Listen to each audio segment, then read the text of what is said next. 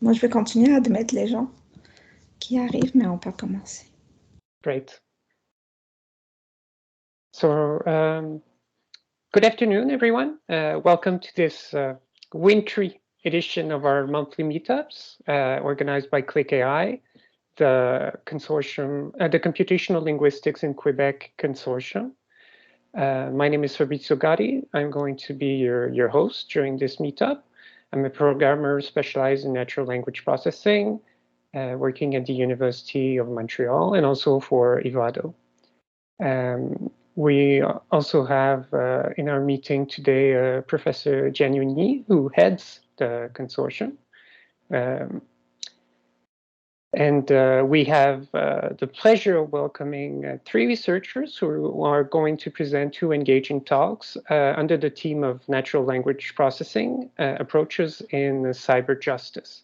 So first of all, we're going to have Mark Likhten and Hannes Westermann of the Cyberjustice Lab at the University of Montreal, the Faculty of Law, who are going to present their work on an online tool called JusticeBot, and then Olivier Salaün of the RALI, the Lab for Natural Language Processing at the University of Montreal, is going to show his doctoral work on domain-specific knowledge for judgment prediction.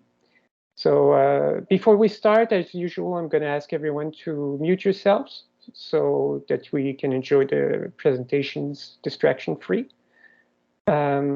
Every talk is going to be followed by a short Q&A session, 5 to 10 minutes. So if you have any question during the presentation, write it down somewhere, and we're going to have time at the end of the presentation to ask the presenters your questions. So we're going to move on now to the first joint presentation by Mark Likhten and Hannes Westermann called Using AI and NLP to Increase Access to Justice. I'm going to present Mark and then Hannes. Mark Likhten is a strategy and legal innovation lead at the Cyberjustice Laboratory of the Faculty of Law at the University of Montreal. He's been working for several years as a legal advisor in the field of IT for companies, both here and internationally. He coordinates various projects and collaborates with the lab's partners in the private and public sectors around digital transformation. And Hannes Westermann is a PhD candidate in the field of AI and law in the same lab. He's the lead researcher for the project they're going to present today, JusticeBot. Hannes has published and presented his research on applying machine learning and NLP to legal documents at multiple conferences, including the International Conference on Legal Knowledge and Information Systems, JURIX, 2019 and 2020, where his work was given the Best Paper Award. So, Hannes, Mark, the floor is yours. Thank you. Thank you very much, Fabrizio, for the introductions. We'll share a little presentation that we've prepared for today. And so maybe I may start, and then I'll pass the word to Hannes. So today we'll be presenting what we do at the Cyberjustice Lab around artificial intelligence, but also around our general activities around modernization of justice. So the agenda we've planned for today is a little bit of background, of context around what we do. Then we'll talk to you about the JusticeBot project, how it was built, and a little bit of the back end of it, where NLP fits in this particular JusticeBot project. Yeah, thank you, Hannes. You can go to the next one. So just to give everyone attending some context around who we are and what we do. So like Fabrizio presented, I'm a lawyer at the Cyberjustice Lab. Cyberjustice is basically the integration of and optimization of judicial processes through information technology. The lab itself is a unique infrastructure. Why we say so is because, well, amongst other things, there is a fully digitized big real-life courtroom within the lab itself. It was launched in 2010 by our director Karim Benyeklev at the Université of Montréal with the collaboration of McGill University as well. And so our main activity is well, as it's written here, our main objective is to analyze and exploit the benefits of information technology for the judiciary and the citizen, so basically for justice. We do so in a two-pronged approach, so what we call the social legal approach and techno-legal approach. What we mean by that is that when we talk about a social legal approach, is all the research that is being conducted around the impact of technology in the judiciary, in the different judicial processes. And so it involves lots, it's all cross-disciplinary, of course, but it involves lots of law students, legal professionals, law professors, but also other disciplines, psychology, sociology, information technology. And so the second part of it is the techno-legal approach, as we call it, which involves the actual development of tools to improve different judicial processes, access to justice mainly. And so that is where we have a team of developers and information technology professionals. We work with lots of partners from the public sector, from the private sector, from different other research labs, universities around the world. So yeah, maybe Hannes, you can go to the next slide, please. I've mentioned one of the main focuses of the lab being access to justice. Why it's important, maybe just to give some background, since we don't have, since not all of you maybe are from the legal domain, legal area. So access to justice is very simple. Basically, is that everyone, laymen, have usually trouble resolving everyday legal issues. This is due to different factors. We can think of legal complexity because of legalese, because of the complex processes that are involved in resolving legal issues, but also of the cost of the traditional legal process that we have, that is mainly available right now around Quebec and Canada and perhaps around the world. When we talk of cost of going to court, we don't just mean the monetary cost. It is, of course, expensive, especially when we think of lawyers, of fees. But it's also the cost in time. It can usually a process that goes to the hearing can take from a year to several years, which is very long, of course. And also there's different other costs, such as psychological costs. It's very stressful and not very welcoming, I would say, as a process. So these are all impediments to a better access to justice, which we try to find ways to improve. That brings me to the JustWhat project, which we will talk maybe a little pretty extensively today, because it's very focused on today's topic of NLP and justice. So this project started with the Tribunal Administratif du Logement, which is the tribunal for landlord and tenant disputes in Quebec. It is very big in terms of volume. So when the pilot project with the tribunal was starting around 2019, 2020, they had to answer around 70,000 claims per year and over 1 million calls. So their frontline agents had to answer over 1 million calls that year. And to my previous comment about the cost and time, the length of a judicial process, the average resolution time was around 7 months for this administrative tribunal for a case that would go to hearing, which was perhaps not very ideal when landlord-tenant disputes tend to be resolved, tend to have the need to be resolved in a timely manner. So yeah, it was built, the project was built, of course, with the tribunal, but also with the collaboration of the Legal Aid Center of Montreal and Laval here in Quebec, and the financial support of the Ministry of Economy and Innovation of Quebec. It was and is a successful pilot project. I won't be talking too much about it because I think that's not the purpose of today's visit, but just to say that since July, which was when the limited version, the pilot version, was made available to the public in July 2021, we've had almost 10,000 users already and close to 65,000 page views. So that was just an introduction to the JustBot project. I'll pass it now to Hannes, who will dig in a little bit more into the details of this project. Great. Thanks a lot, Mark. So I'm Hannes Westermann, the lead researcher of the project. And I want to show you, first of all, how the JustBot looks, and what it looks like the version that we deployed and that people are using today to get improved access to justice.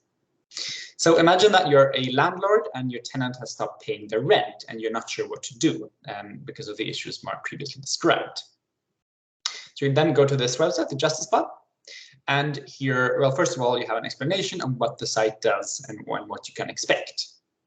But as soon as you click I understand, you'll be taken to a series of questions that aim to drill down into your question to understand what your legal problem might be and then what you can do about it. So let's say so here's the question: are you a landlord or a tenant? And there's always an explanation what this means in lay-term language as well. So let's say that we are a landlord here and that the tenant does not pay their rent. So once we've selected this, we'll be taken to more deeper going questions that ask more details about what might have happened. So the first question would be, is the tenant more than 3 weeks late in paying their rent? And let's say in this case, that's not the case. They are currently up to date with paying their rent, but usually they don't pay their rent on time. So the next question aims at that and asks, is the tenant often late with paying their rent? And here you'll have an explanation of what that means. But what we do here too is, because often is what we in law call an open textured term. So it's not really defined anywhere, but here we provide case law that can help the user better understand what this term means. So if you click here, you'll see that there's multiple summaries posted of previous cases, and it says what the judge thought was frequently late in these cases. So let's say yes in this case, that they're frequently late, and also that we've suffered a serious prejudice due to this frequent lateness. So next tool analyzes our responses and then provides us legal information regarding this. So here it says there's frequent lateness with payment of rent. We can read more information about this, and we can also see some example decisions where the judge found similar things and what kind of outcome he ordered in these cases. And if you continue, you have the option of seeing next steps, stuff that you could do to try to resolve their issues, such as getting more information, trying to find a common solution. And it's also possible to continue to an evaluation page where you can tell us what you thought about the JustBot, and you can do it on every page as well. And you can go back to any question to change it and see how this changes the outcome. So I think that this tool and tools like this will be able to increase access to justice by people being able to use the information, better understand their case, but also so that they can use the information to find a common resolution with their counterparty. They can take this information, go to the other person and say, hey, we see that we have different approaches here, but here's what the previous cases say. Let's find an agreement here so that we don't have to go through this lengthy and complicated court process. So next I want to talk a bit about how we built this JustBot system, and after that I'll talk about how we're integrated NLP in here to make it easier for both the annotator and the user. So to understand how we built the JustBot, let's think first like a very overview model of how judges reason about these cases. So they'll be presented with some kind of factual situation. They'll apply to law to the situation to arrive at a decision of what should happen, such as the lease being terminated or damages being paid, and so on.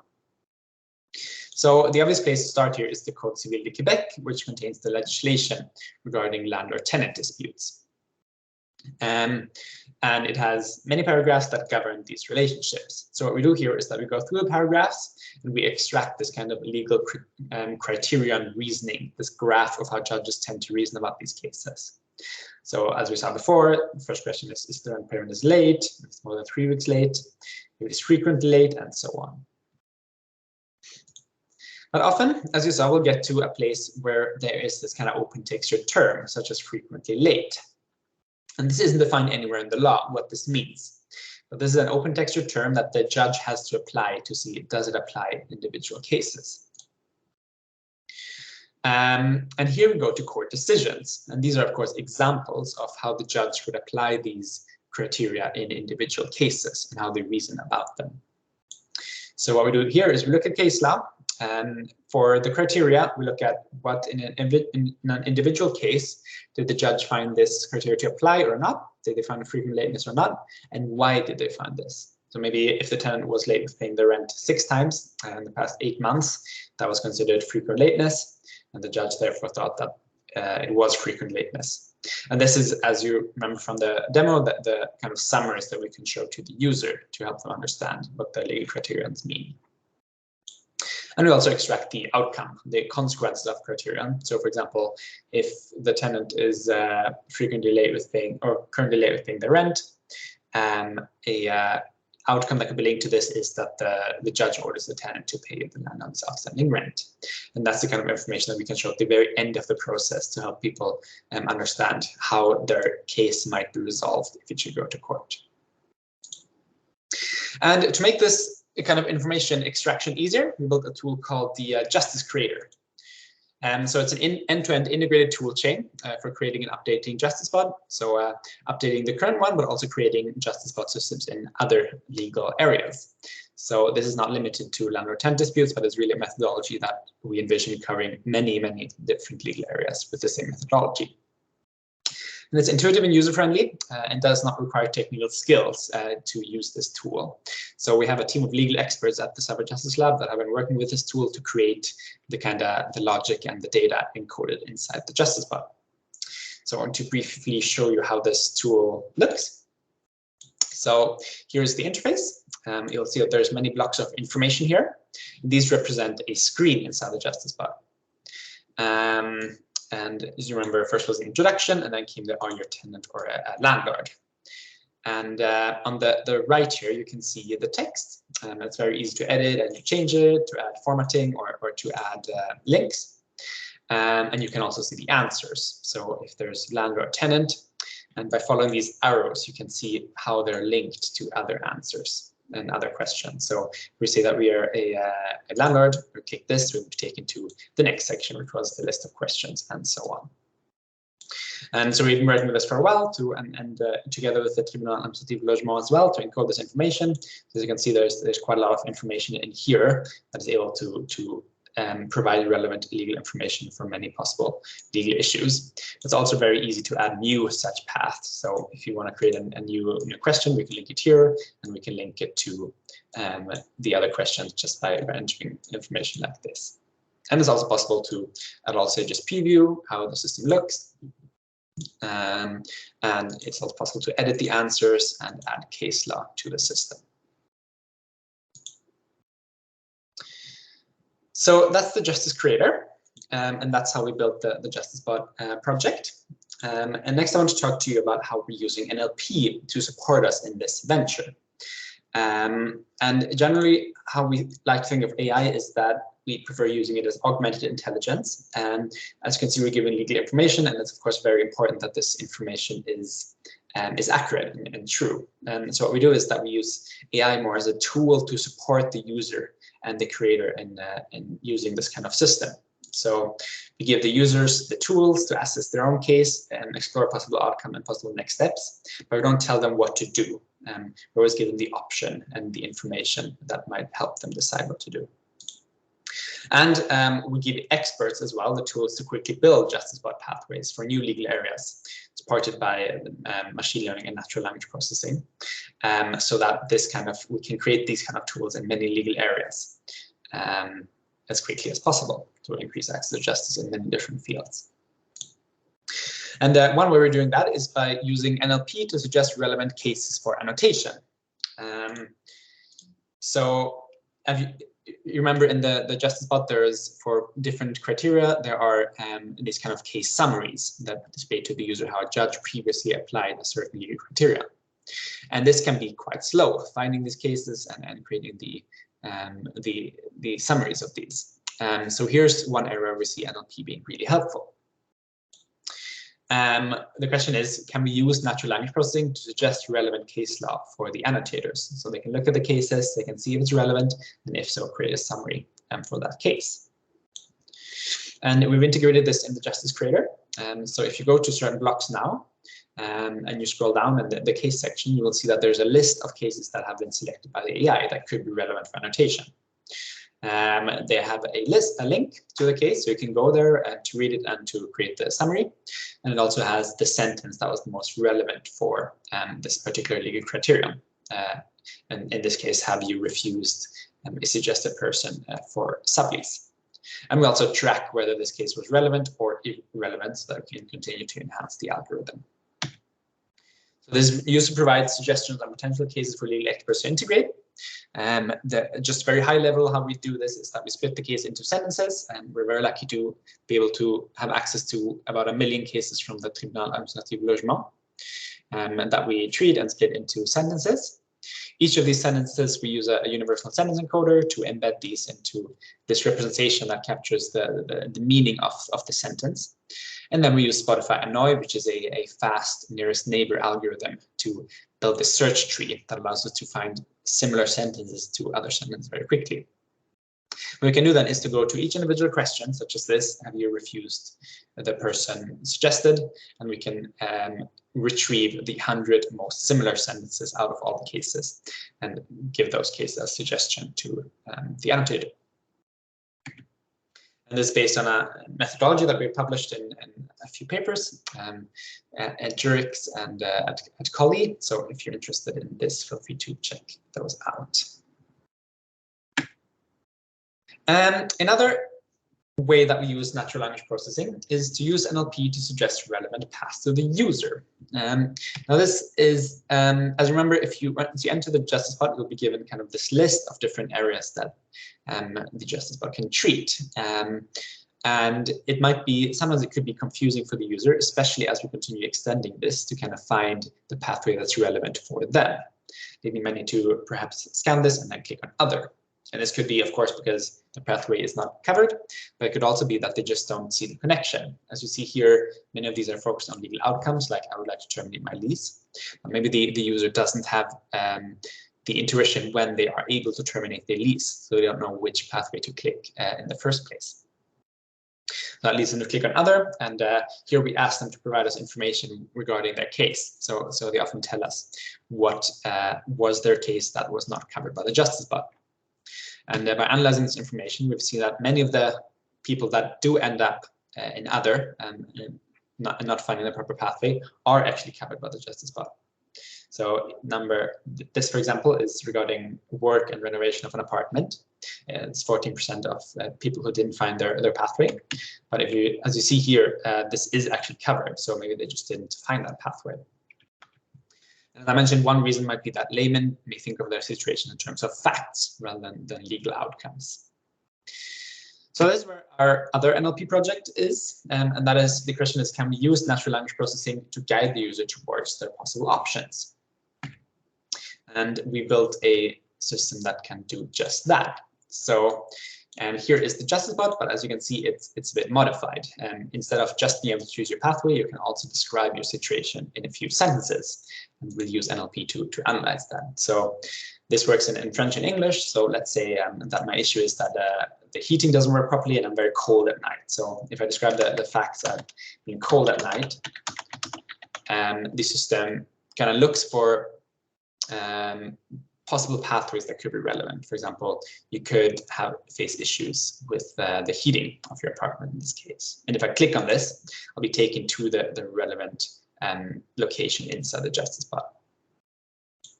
And this works pretty well. It's quite a versatile system. As I mentioned, it works in English and French. And if you describe things like going on vacation, it will suggest. They're not always going to be relevant, but usually some of these are relevant for your situation, such as maybe you want to terminate the lease, or maybe you want to sub-rent your apartment. We've also, as I mentioned, we don't cover yet all possible legal questions that an individual could face. We've also integrated a way to send the user to external sources if we see that their question is not covered by JusticeBot, but so they can still have relevant legal information. So we think this is quite a cool use of NLP in the JusticeBot, and hopefully something that will be able to support the user in many cases. So as I mentioned, this system proposes a pathway, but it does not tell the user what to do. The user still has to go through the JusticeBot to see through the legally vetted information and to understand what their actual outcome could be. And also what we do is we tell the user what we understood from their phrasing. So if they write something, we'll always tell, we understand that this was the case. We understand that there's bed bugs. We understand that you have issues with heating in your apartment. This means, of course, that the user can always vet these, and they can see, yeah, that doesn't seem relevant, or they can see, yeah, that's exactly it. This pathway is probably one that's relevant for me. And as I mentioned, this is multilingual, works in 16 languages at the moment, and it's adaptable to any JusticeBot. JusticeBot is, of course, this entire framework as well that can be applied to many other legal areas. And this tool can be integrated with any of these pathways, so it's domain independent, just like the rest of the JusticeBot. And the way this works is a bit similar to the previous way, where we collect example prompts that are kind of examples of how a user might describe this, and we can even use the real data that user provide to us to integrate this. We link this to a factual issue and to a pathway suggestion. We vectorize these. We use using a sentence encoder. We create a search tree, and then we're based on the user query, we're able to find the most similar example prompts semantically, and the factual issue and the pathway suggestion linked to these. So that's one of the uses of NLP, and there's one more I want to talk to you about, and that is using natural language processing to automatically categorize case paragraphs. So the JusticeBot is based on this kind of representation of the legislation. For example, the first question might be, is the tenant currently late with their rent payment? If yes, the next question is, are they more than 3 weeks late with their rent payment, and so on. And this is what we ask the user, but it's also how judges reason about decisions. So we've seen that in these cases that we have access to, many of these paragraphs correspond quite closely to these different criteria. For example, this question, this phrase here, locataire en retard de plus de 3 semaines dans le paiement de son loyer, corresponds to this question, locataire à plus de 3 semaines. Are they more than 3 weeks late with paying their rent? And the answer here is yes, because the court found that this was the case. So what I want to see is if you can use machine learning to automatically extract the reasoning of a judge from a decision like this. And we built a prototype interface for this, where it's possible to paste on the left here any case law. On the right, it will split this up into sentences and then have a label for these sentences saying what is likely discussed in that particular paragraph. So in this case, for example, it says that here the discussion is about, is the tenant currently late with paying their rent? And here, if they're more than 3 weeks late, and so on. So we annotated about 1,000 sentences like this, and most of them are of the positive. So these are the specific paragraphs, and these are whether they're the polarity, if the judge finds them to apply or not. There's much more on the positive than the negative side, which makes it slightly tricky to predict, but we found that by grouping these together for a start and seeing just the content of these sentences, we're able to achieve performance that works quite well. So you see the macro average of 1 square of 0.85 or so. Again, this wouldn't be used to give an output, but this could be used potentially to suggest stuff to the annotator that could then verify and vet the results. So it automatically segments the decisions, and then it suggests which questions may be discussed in certain paragraphs. And this could be used to automatically identify relevant paragraphs to show to the user. So to support the annotator in finding the paragraphs in the case that they might want to look at. and also to find cases that are similar because the judge found that similar criteria apply to compare this to the case of a user. And it might even be used to explain cases to lay people. You could copy paste a case into an interface like this, and it could tell you which legal criterions are likely discussed in which place, which could be very helpful for lay people to help them understand the case. I have some other projects too that I'll just briefly touch on. For example, we have a project actually run by Olivier Salaün about automatic case summarization. So the idea there is that it would be very cool to be able to use natural language processing to automatically create these summaries of case law to show to the user or suggest to the annotator. We're also working on building other justice law tools in other areas, such as consumer protection, data protection, and tax law, using this methodology of the justice creator and the justice bot. So I'll pass over to Mark to briefly wrap up our presentation.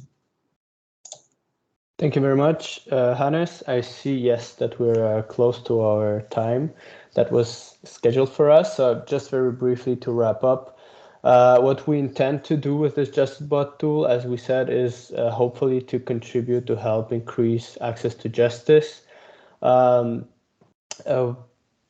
Hopefully for people to settle before getting to trial, before getting to hearings, but at least for more people to be totally, fully informed of their case when they have a legal issue. Now it's aimed at people dealing with legal issues regarding tenants and landlords, regarding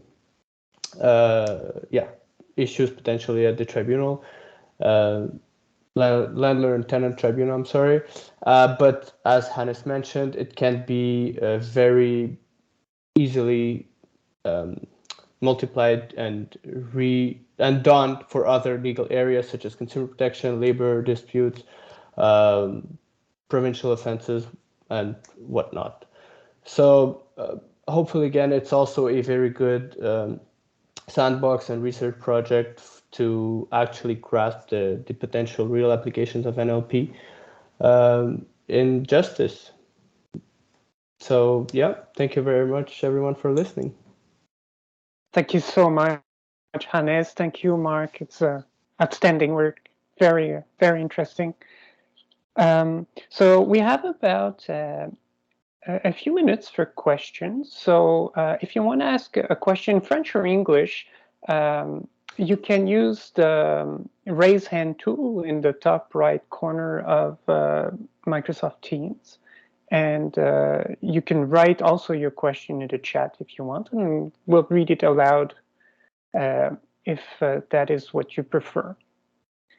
So I think I'm going to start. I have a few questions. I'm going to start with maybe a simple one.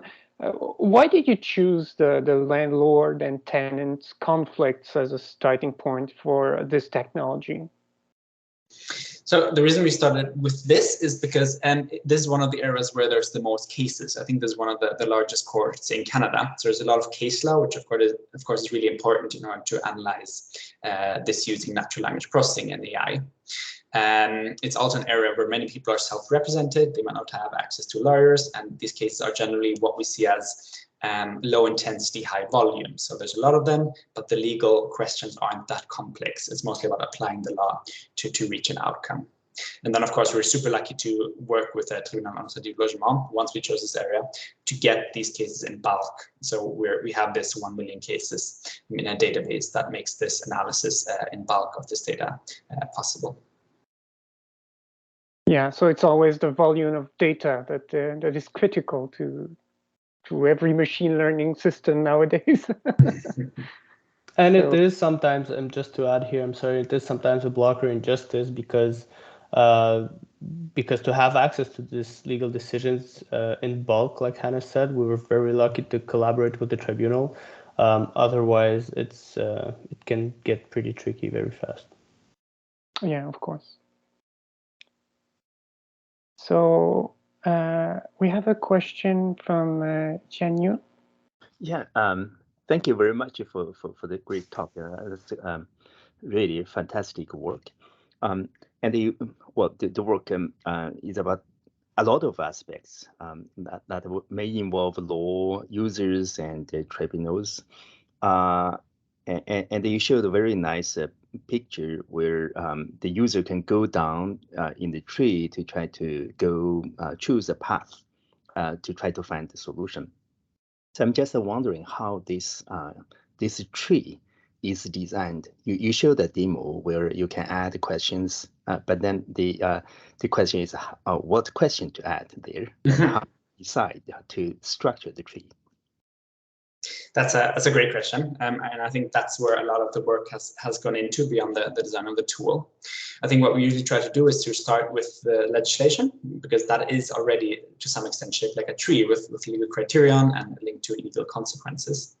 But then also we go to case law, because often judges will develop specific tests for certain legal areas that they look at and then apply to come to an outcome. So essentially we look at the cases, we look at the legislation, and based on that try to capture the questions that a judge will usually ask in order to come to a resolution in a certain case, and then encode them inside of the system.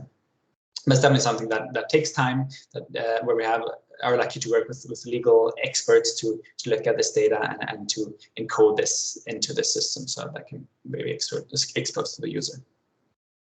Yeah, and thank you very much for the question. And indeed, when choosing because like Hannes mentioned, it takes time when choosing what pathways to develop. We also look at the tribunal's numbers, reports, annual reports. So because we want it to be useful for people, right? And now we even have internal data. So when you don't find your question, you say other. You didn't find your question, so you say other, and it asks you what was the issue we're looking for. And then we've got hundreds of people answering what they were looking for at the JustBot. So now we have even internal data that can dictate what we'll be developing as pathways for later. Yeah, that's great. I think there should be human expertise involved in the creation of questions. Have you thought about trying to determine the relevant questions automatically, so that you can have a look at the candidate questions at some point to decide whether it is relevant to put some question there? So this is one part, and also the second part is to look at the way that the users interact with the system, so that you can observe how the users may have some questions and what can be the potential questions at this point, and whether you can learn from those questions to determine what are the relevant aspects at this point. So automatically determining is something I think we're very interested in. I have the impression that would be quite tricky to do, as in reading legislation and case law and trying to come up with questions based on that. I mean, what we have been working on is trying to identify, classify the case law by the legal area. So that might give a basis for the case that we might want to tackle. But then, yeah, definitely, we do have a lot of statistics in there, so we can see where the users spend a lot of time, what answers they generally pick. I think that's the kind of information that is very useful for us to decide what to focus on next, what to see. And as Mark mentioned too, this tool of the user, if they think their questions falls outside of the JustBot, of them providing us with a description of their case has been super helpful. And I think we've definitely seen, because I think in the end, in such an area, it's impossible to cover every possible legal case, but the system also doesn't have to. If we can help 70 or 80% of people, that's already a huge help. So prioritizing what to focus on next and what to add to the system is definitely something we look a lot to the data to see what people might want to help with. Good. I will not take all the time for questions. Just move to the next. Thank you very much. Thank you. Thank you. Are there any other questions? Well, I may have one, genuine. I'm going to ask it, and maybe if we have time. If a user goes through the whole process and gets their answer, how can they use that answer to speed up the process? You said 7 months at the beginning of the presentation. Could you explain how JustBot can be integrated in the long term within our legal system to expedite these low intensity cases like you described. Yeah, and I may start on this one. So there are many ways, of course, of which we could think of. But first of all, like the most straightforward one is when people access the justice bot, they are more informed, more well informed about their case, and hopefully that can help them settle prior to going to court. Because, like Hannes mentioned, there's lots of self-represented people at the tribunal, which takes a lot of time of the tribunal often. And so it might as well help reduce the delays of the 7th month that you've seen. If we've mentioned at the beginning, they receive over 1 million calls. So if it can also alleviate the volume for even first-line agents, that can help reduce the delays. And maybe lastly, one of the very promising area where it could help a lot the justice system is that lots of tribunals are now integrating online dispute resolution. So there was already a big trend of stressing the importance of alternative dispute resolution, which is mediation, negotiation, arbitration, and so on.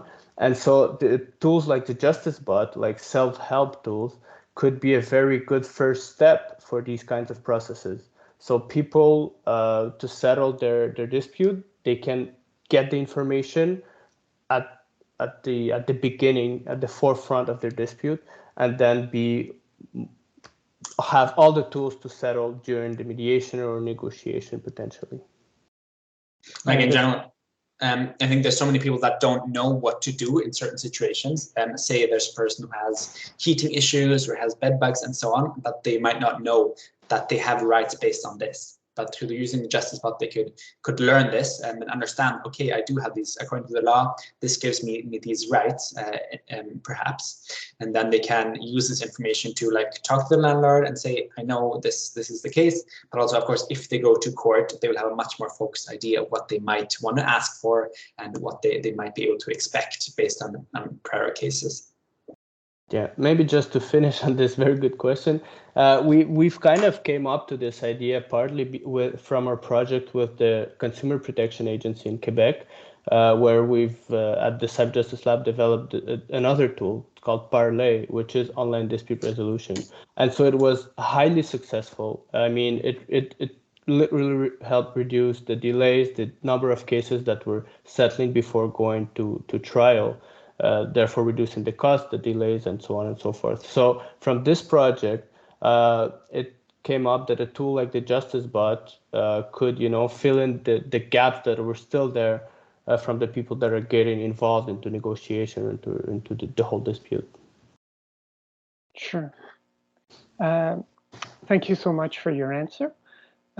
We have another question in the chat, maybe the last one, from Stéphane Carpentier, who's asking in the chat, is the language of use a significant issue when using NLP in this type of assessment? So, and he also asks, did you work only in French and English?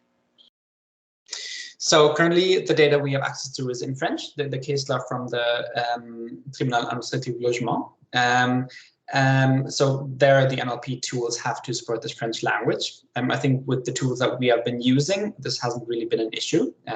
There is the Universal Sentence Encoder that has a multilingual version. There are BERT models that are working for French now. So I think we've had a quite pleasant experience with that. Of course, it means that the legal expert encoding this information has to speak French too. And the current version is focused on one language, but one of the big internal updates that we're working on at the moment is making a multilingual version of the Justice Bot toolset. So the user will be able to switch between English and French and any other possible language that they would like to integrate.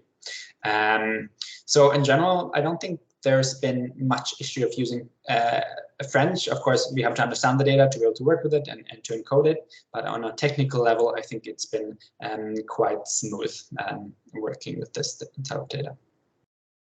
Great. So thank you so much again, Hannes, Mark.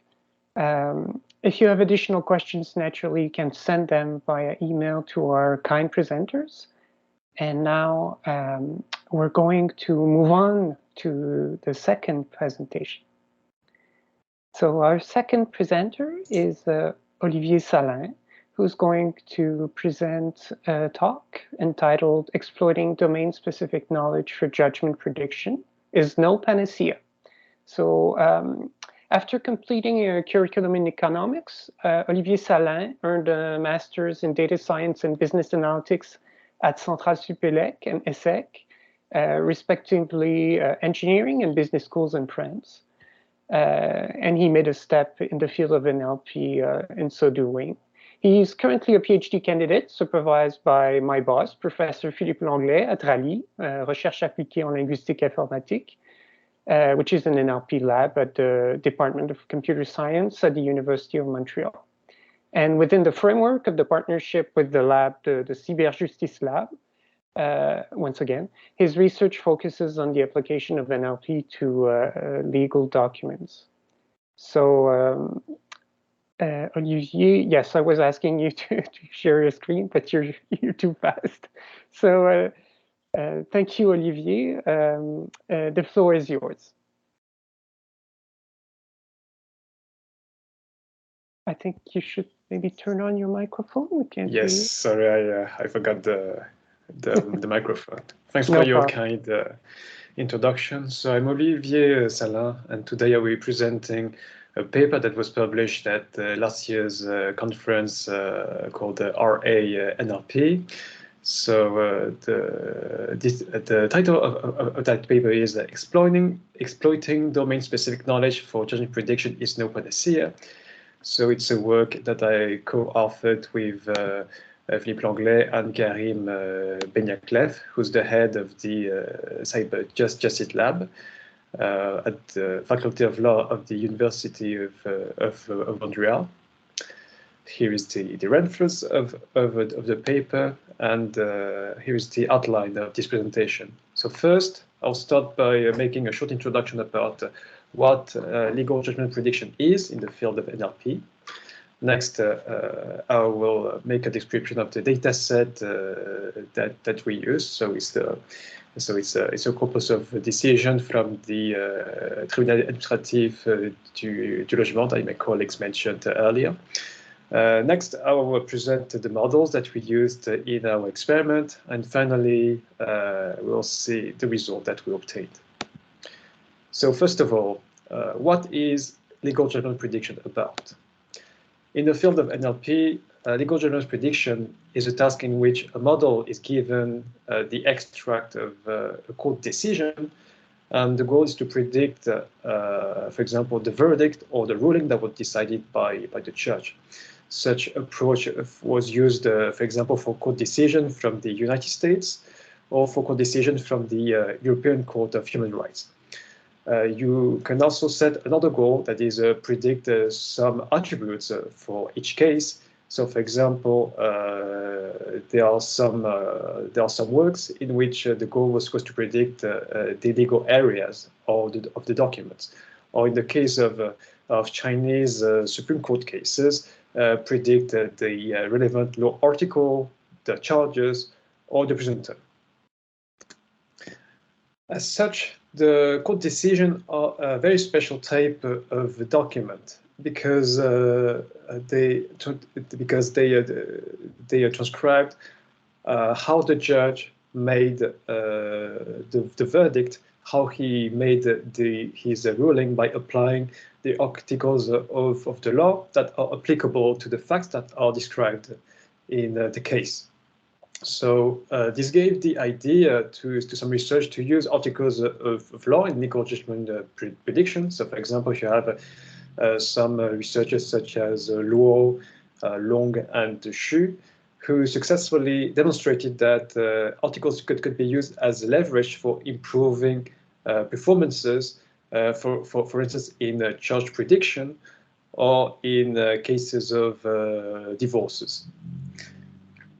On the other hand, in the field of NLP in general, with the significant works of Westermann and Devlin, we opened a new era, a new paradigm that was initiated with a model based on the transformer architecture. Such a paradigm could be summarized into 2 steps. So first, you take a model whose architecture is based on transformers such as BERT, and you pre-training in during unsupervised tasks such as masked language modeling on massive corpora that can be articles from Wikipedia or news articles. In the second step, you take the parameters of your model and you fine-tune them on your supervised target task, which would be, for example, translation or text classification. Such an approach proved to allow to gain lots of performance gains in lots of NLP tasks. But when it comes to the specific case of legal and NLP, the performance gains are not necessarily significant. If we look at the work by Wang and colleague, so that's a work with code decision from China, he used a BERT model that did allow performance gains. But when we look at other works, so for example, if we take the paper by Hausenberger and a colleague about statutory reasoning dataset, so that is a case about tax law in the US. Or if we look at the work by Lam and colleagues about employment notice prediction, we noticed that the BERT approach delivered mitigated results even after the BERT model was adapted to the legal domain. In the light of those elements, we raise some questions, which are: to what extent can pre-trained transformer models handle a legal NLP task? And could they be used for real-world scenarios as legal assisted system? The other element that we wanted to ask ourselves was, to what extent input features from domain-specific knowledge, such as articles of law, can improve performance in legal judgment prediction tasks? So, in the scope of our experiment, we performed a verdict prediction task that we formalized as a multi-label classification task. And we also used a series of models which combined text from decision and optional input features that are derived from articles cited in the document. And now, in the second part, we'll see we'll go a bit deeper into the data set that we used. So thanks to our partnership with the Cyberjustice Lab, we got access to a corpus of court decisions from the Tribunal Administratif du Logement du Québec. So it's a tribunal that is responsible for solving all kinds of disputes that can occur between landlords and tenants, as shown in the previous presentation. We have a total corpus of around 600,000 documents that span around 17 years of the decisions. The corpus is in French, and on average, a document would have a length of 300 tokens. So here you can see an example of a decision. So it's a very typical case in which you have a landlord who is unsatisfied with his tenant because of late payment of the rent. As you can see, a decision is usually divided into 3 parts. So you have the fact description, that is the part that explains what are the elements that brought both parties before the judge. Next, you have the legal analysis, that is the part where the judge will state which articles of the law are applicable to the case. And finally, you have the verdict, in which the judge decides how the case will be solved. So for the fact description and the legal analysis, these two will be used for making the input features, and for the verdict section, that's the part that will be used for making the target labels. So for the input features, what we do is that we keep the fact description aside as a text input. And when it comes to the legal analysis, that's the part that we exclude from the text input, because we want to force the model to make the legal reasoning by itself without relying on the work that was already performed by the judge himself. When it comes to the legal reasoning, we must also emphasize that we extracted the articles that were cited by the judge. In total, we retained a total of 350 articles related to housing law. So in this case here, we identified 3 articles, and we'll see later how these articles will be used for making different optional input features. Now on the verdict side, so here in this case we are using heuristics mixed with some knowledge expertise, and we made a total of 23 cumulable labels in order to reflect as much as possible the diversity of the different verdicts. And in this case here, based on the expression that appear in the text, we identified that the tenant was evicted, that the lease contract was terminated, and that the tenant had to pay some penalties as well.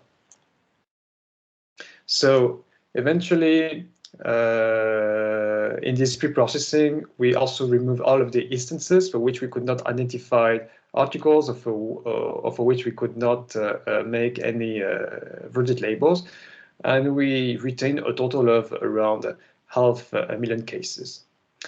There is an important aspect that we need to emphasize here is the fact that the verdict labels have a heavily skewed distribution, in the sense that almost half of the cases involve an eviction of the tenant and termination of the lease contract. The same observation can also be made for the distribution of the articles, that is heavily skewed as well. Now that the model was described, let's see the models that we used. So here we formalize our verdict prediction task as a multi-label text classification. So that means that one document can be assigned several target labels. The input consists of a text that comes from the description of the facts, and the input may also include some optional features that are derived from cited articles. So as a baseline, we use a logistic regression that will be given character-based TF, IDF input features. And then we will use 4 different models that are based on, that include a BERT architecture. So the first model, we call it a vanilla BERT, is simply a common BERT model. So it's a variety of BERT that was pre-trained on the generic French corpora, especially French Wikipedia. We took the precaution to further pre-train the parameters of a camembert on our training set during 20 epochs. And then we fine-tune this model on our supervised task during a maximum of 20 epochs. And we interrupt the fine-tuning whenever we cannot gain a further increase in exact match on the validation set. We have to emphasize that in this vanilla BERT model, the input is only made of text from the facts only. In our second model here, so which we call the BERT OH. OH stands for one hot encoding. This time, the input has text from the facts that will be passed through BERT. And on the other hand, we have one hot vector that will encode the articles that were cited in the decision. And then these two vectors will be concatenated together before being sent through fully connected layers. As I said before, given the fact that articles have a heavily skewed distribution, it means that most of the one-hot vectors for articles will be sparse. That means that you will have a vector of dimension 450, you will have lots of zeros everywhere, and you will have a few ones for the articles that are actually cited. So this raised the question of, is there a way to make a better representation of our articles? Here on this slide, you can see a portion of the Civil Code of Quebec. So it's a screenshot from CLIQ-ai. And you can notice that if we look at the section that is related to housing law, you can observe that articles are nested into titles, chapters, divisions, paragraph, etc., and etc.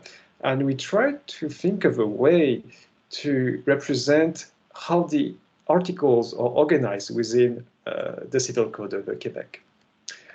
And in order to take into account that hierarchical tree structure, we came up with the idea of using not-to-vec.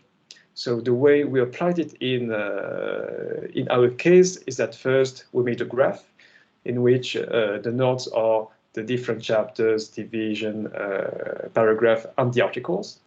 Then we linked all of these nodes with edges on the basis of the hierarchical tree that we can see on the picture. Then we train a not-to-vec model. So what this implies is that in the graph that we made, every node will be assigned an embedding, and each of these nodes will have an embedding that will reflect the vicinity with all of the other nodes. Finally, once the not-to-vec model is trained, we keep aside all of the not-to-vec embeddings for the nodes that correspond to articles. So the rationale behind the use of not-to-vec is the fact that if you take two articles that belong to the same subsection, and if they are related to the same legal concepts, this means that they will have not-to-vec embeddings that are more likely to have a higher cosine similarity. And this is something that we use in our threat model. So this is BERT N2V, but not-to-vec. Again, we use the text input in the BERT module. And on the right side, we also use another vector that is an average of the not-to-vec embeddings for the articles that were cited in the decision. So far, you may have noticed that we still did not use the text of the cited articles. And it's something that we do in our last model that is called BAFA. That stands for BERT models with adapters applied on facts and articles. So it's a more sophisticated model. On the left side, you have the text of the fact that is passed through a first BERT module. And on the right side, you have the text of each of the cited articles that are also passed through a separate BERT module. Then the representation of the text of the articles are concatenated together, and then the facts are given as a query, and the articles are given as key value pairs to an attention mechanism, whose output will be given will be passed through fully connected layers. Now that we've seen what were the model used, let's see the results. So since we are dealing with a multi-label classification task, we computed the F1 score for each of the 23 labels. We also computed the macro F1 score, so that is an unweighted average of the F1 scores obtained for across the 23 labels. And we also use the exact match. So this implies that an instance will be considered as correctly classified if and only if the model is able to return the exact set of labels that were assigned to it. So we ended up with this table of results. So at first sight, we can notice that the models that combine the text of the facts plus the articles do better than a BERT model, than a vanilla BERT model that only relies on the text of the facts. We'll still try to refine our analysis through two evaluation questions. The first question is, in which conditions do article-based features improve classification performance, regardless of the type of feature used? And the second question is, which types of article-based features allow the best performance gains? So here I made, we have a heat map that corresponds to a correlation matrix between the vertical labels on the y-axis and the 30 most frequent articles on the horizontal axis. And you can see that there are some regions in which we have a strong correlation between few vertical labels and a few cited articles. So for example, in the top left region, you can observe that we have a very strong correlation between monetary penalty for defendant, eviction, and termination lease. This set with the three articles which are 1619, 1971, and 1883. You can also observe that we also have a strong correlation between the label tenant is ordered to pay the rent. It means that he's not evicted, but since he's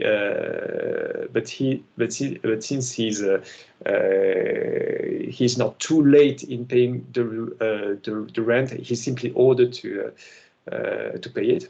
That's a verdict that is strongly correlated with Article 2073. So what you can if we look back at our table, we notice that the performance gains are mostly obtained with vertical labels that are highly correlated with a specific set of articles.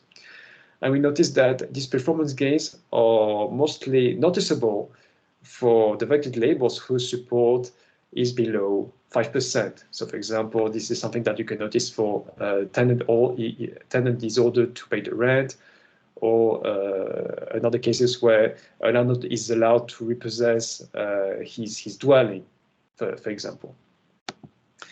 Now, if we take our second question, which types of article-based features allow the best performance gains?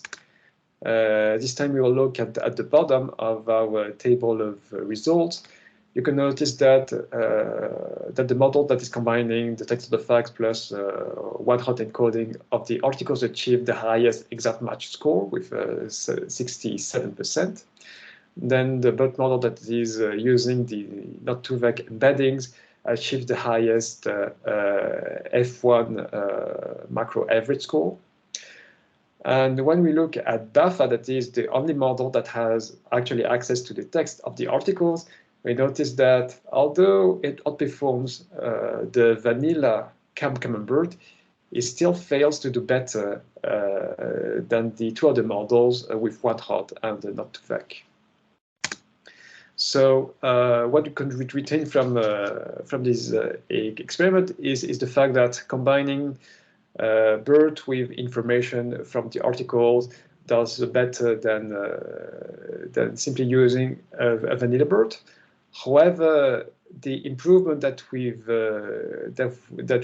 observed here have to be put in perspective, and this is because of two reasons. One is because the performance gains that we obtained were due to one hand to the fact that that the improvements were obtained with the most frequent labels. And the second thing is the fact that the performance gains were obtained mostly with the verdict labels that were strongly correlated with certain articles. If we look at these results from a broader perspective, we can also say that if we were to deploy such BERT models, such transformer-based model as modules for instance, legal assisted system, we would get models that would be only good at handling the most stereotypical cases, that is, eviction of non-paying tenant, or cases where a landlord wants to repossess his apartment, for example. There was a paper that was published last year by Bender and colleague, who popularized the expression stochastic parrots. And by using this expression, he wanted to emphasize the fact that the BERT models, the transformer-based models, are very good at embracing the correlations that exist in a corpus. But however, it doesn't give any guarantee that they will be able to do any kind of proper reasoning about it. This is also the same kind of phenomenon that we observe in this experiment here, where we have legal parrots. We have models that are good with stereotypical cases, but that would be unusable in the current state for real-world scenarios. This is the end of this presentation. I would like to thank you for your attention, and I also would like to thank the Laboratoire de Cyberjustice for supporting this work. Thank you so much, Olivier. Very interesting presentation. A little more technical. So we have a few minutes once again to ask questions to our presenter, Olivier Salaün. Once again, I invite you to use the raise hand tool in the upper right corner, or simply ask your question in the chat if you wish to ask a question to Olivier. Maybe I'm going to start with a question, Olivier. So you said at the beginning, and correct me if I'm wrong, because I may make an error here, that you only use 128 tokens to represent, to feed to BERT to represent the decision. That's correct. That's correct. So so that's on average half of the complete description of the case. Would it not be interesting to take into account the entire text? Well, the thing is that we have seen in the previous works that when you take all of the text without the verdict, usually the end of the text, I mean, if your input text includes the paragraph that precedes the verdict, you are running the risk of giving hints about your target, about the targets to your model. So this is why in the experiment here, I tried as much as possible to isolate the facts only, without giving away the answer that we expect the model to return. I understand. So would it not be possible then to first segment the decision so as to isolate the hints to the verdict first, and segment your data like that, and then use all of the case description to feed to BERT to create a representation? That's something that we try to do in the preprocessing step. The thing is that the segmentation is far from easy. I also tried to use some heuristics, such as, for example, if you can find some article in some paragraph, there are high chances that that paragraph belongs to the legal analysis section. So therefore, we should be better off by taking away that paragraph and all of the subsequent ones. I see. Are there any questions for our presenter? I see that Jianyun has a question. Yeah. Thank you for your presentation. Very good work.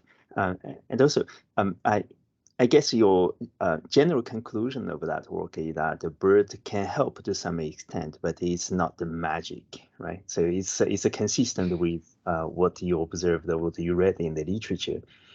That bird, in the best case, can help to some degree. So the question that I have in mind is whether bird is the most appropriate tool in that case, in the sense that in legal reasoning, we rely very much on the structure of the description of the law articles and so on, whereas the bird does not take that into account. So I'm just, well, you take that into account to some degree because you have the nodes and the links, and you try to train a model on the graph. But this is not the explicit reasoning as we could imagine in the legal domain. It is a neural graph and neural network that tries to do something together without doing reasoning at a fine-grained level. So I'm just wondering if there could be some possibility to integrate the way that the legal professionals would use the articles, some kind of a logic that can be incorporated in the system, instead of just using BERT as a pre-trained language model. So otherwise, you just consider a description or whatever as a raw text without any structure, and they just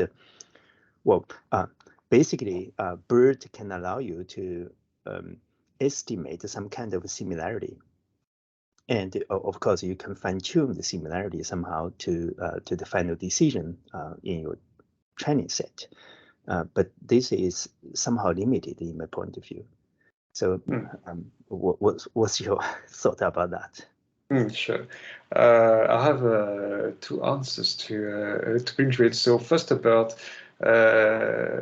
is BERT the best tool for doing legal reasoning? I would say probably not. In the sense that if we look at the literature, it is true that most of the recent work that has been done in the field of legal and NLP, most of the papers will usually rely on models that are using some BERT model at some point. There is also another part of the community in legal and NLP that has another position that is more about like instead of relying on black boxes, let's try to rely on more rule-based models. It will be trickier to build because we have to do everything by hand, but at least we'll be able to see like all of the reasoning, like what led the system to reach a certain conclusion or not. So this is for my first answer, and for the second one, in the last month, I've been designing a new task that is based on this data set, in which I would consider some some articles that can be that follow a subject, verb, and an object pattern. So I ended up with like a set of 33 articles, and I tried to design some sort of entailment task. So that is for every decision, I wanted to figure out, do the elements, do the factual element described in the case, are they giving, I mean, are they illustrating a situation that is violating or not violating some obligation or prohibition that is described by the articles that were cited by the judge or not. So far, I didn't get any satisfactory results. So this is like one angle that I found for like trying to like better, how can I say, to better, let's say, formalize the legal reasoning somehow. It is true that that most of the time, like when I think of like of most of the work that are based on legal and NLP, most of them will be usually focused on like classification tasks. That is like another simplification of reality. So it is true that most of the time we would most of this work would usually skip the more trickier legal reasoning. Mm-hmm. Yes, that's good. You have integrated somehow the traditional features like the one hot feature in the BERT, and possibly I guess you will be able to incorporate the more manually designed features that have been used in traditional legal decision systems, in addition of one hot feature. So can you see some possibility to just integrate some additional features like this?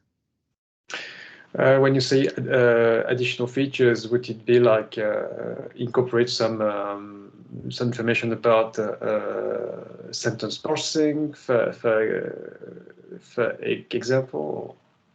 Well, one hot feature is one, but also you can easily incorporate the TF-IDF that you use in the baseline system, right? And you can also, I don't know, try to incorporate other manually designed features. I don't know which one, but certainly in the domain, there should be a lot of manually designed features that you can take them again. Oh, put there.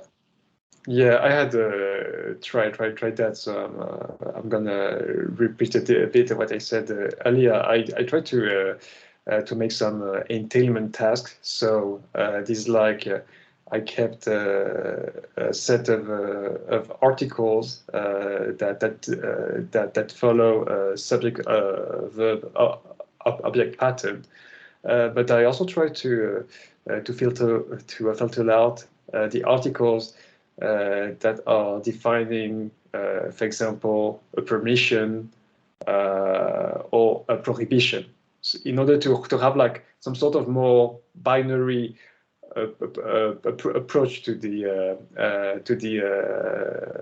a legal reasoning. Mm-hmm. So this is how I came up with the idea of trying to do some like entailment task.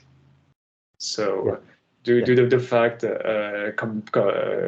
comply with the rules that are defined in the law now? So it's still like we're working in progress. Exactly in that direction. So as your general conclusion is that the BERT alone is not enough.